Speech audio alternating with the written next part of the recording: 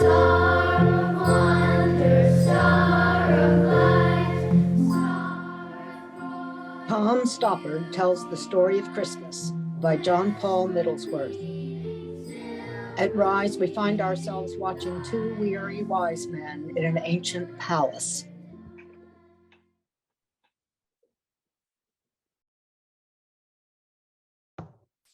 Tails.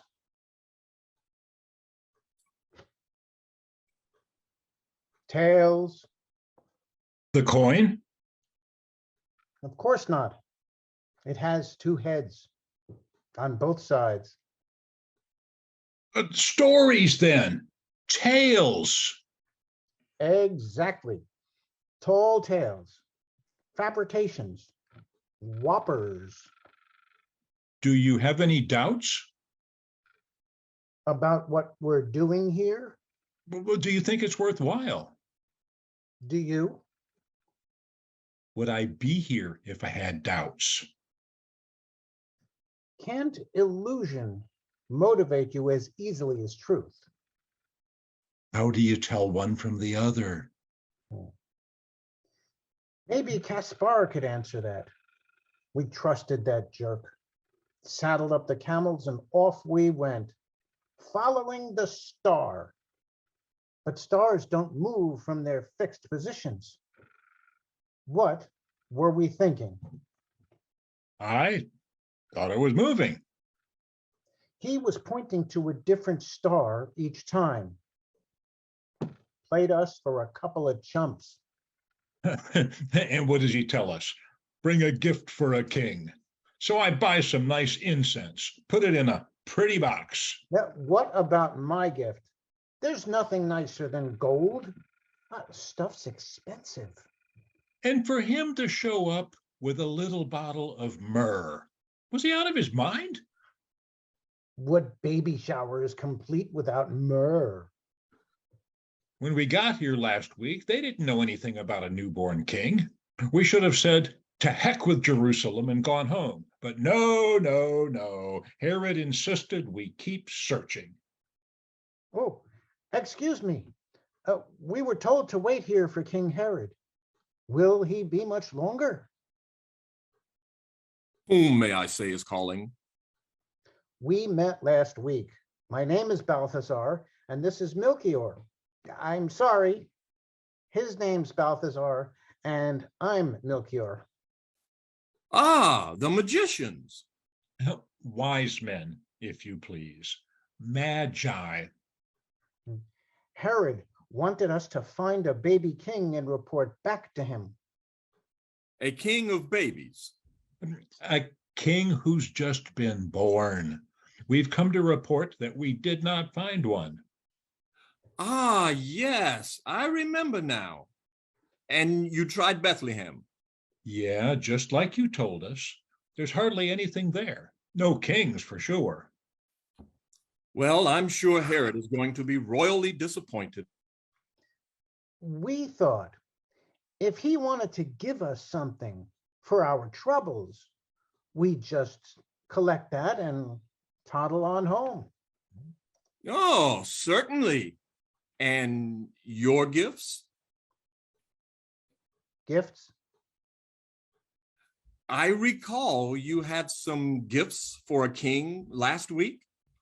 Having not found the king you intended, you'd surely wish for King Herod to have those gifts.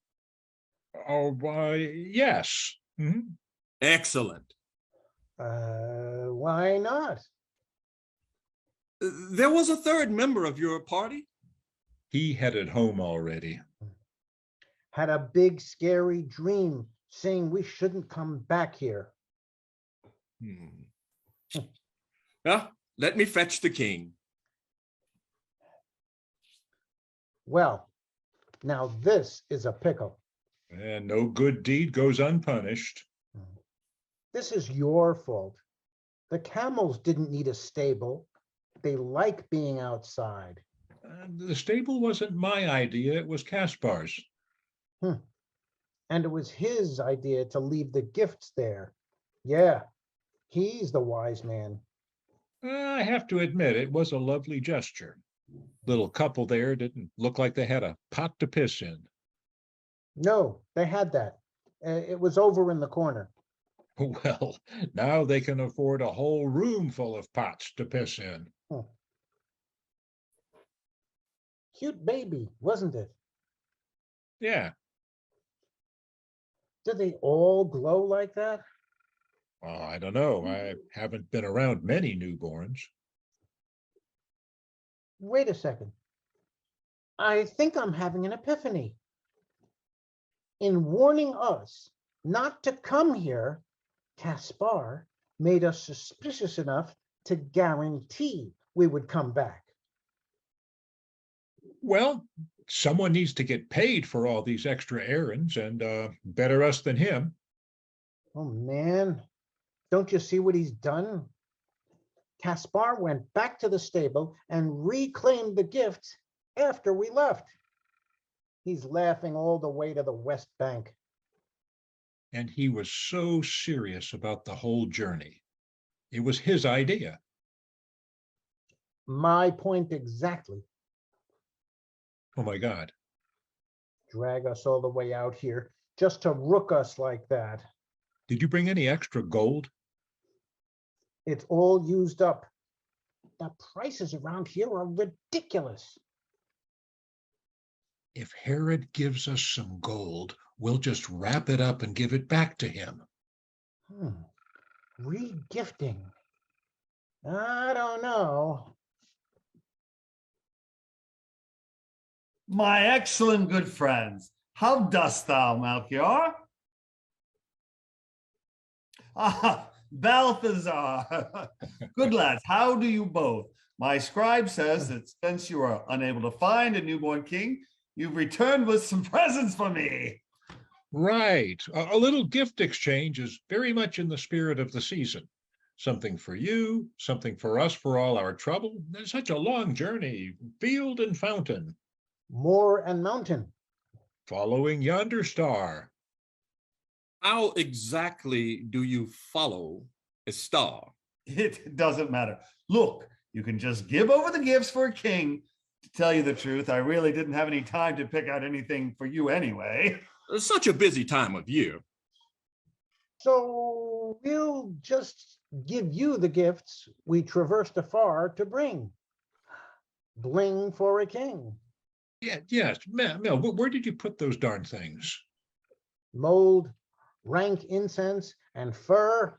No, that wasn't it. Mold from dark, mysterious Lydian caves. Rank incense from the finest. No.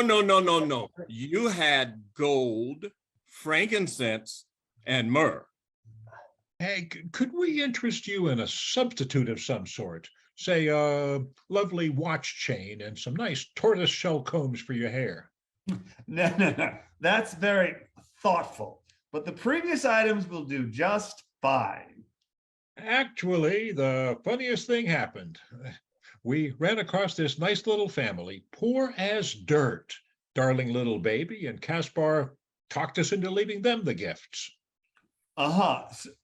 So you did find a newborn and you gave him the presents. Yes, And the presents were for a king. yes.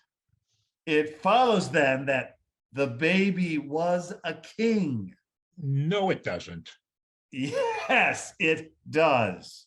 Not necessarily. I could, for instance, intend to swat a fly, but miss and hit your face. But that doesn't mean your face is a fly. But you wouldn't hit Herod's face and live to tell about it. So, where does that leave your argument? So let's go find this newborn king. I think they were just staying there for the night. Well, never mind. The whole problem's easily solved. Take a note. First thing tomorrow morning, trot over to Bethlehem with a few fellows and have all the baby boys killed. Whoa.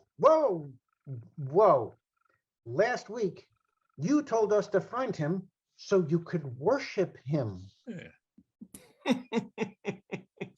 And it made sense to you that a ruthless autocrat would worship a new rival to his authority? Well, not when you put it like that. But such an awful massacre just to get one kid. What would you call it? Overkill? Very nice. You'll never get away with this. Oh, don't get incensed. Herod, you are killing it. We're gonna tell on you. Oh, no, you're not. Enough. I've grown bored with you. You may go. Oh, please. I'm not really all that bad. Here you go. A couple of cigars for the ride home. As Herod and Scribe watch the two kings move into the distance, a bright flash and an explosion indicate that Herod and Scribe have just witnessed some calamity, which they seem to have expected. Melchior and Balthazar are dead. Rubber cigars. Get some every time. We three kings of Orient are trying to smoke a rubber cigar. It was loaded and exploded. Now we're on yonder star.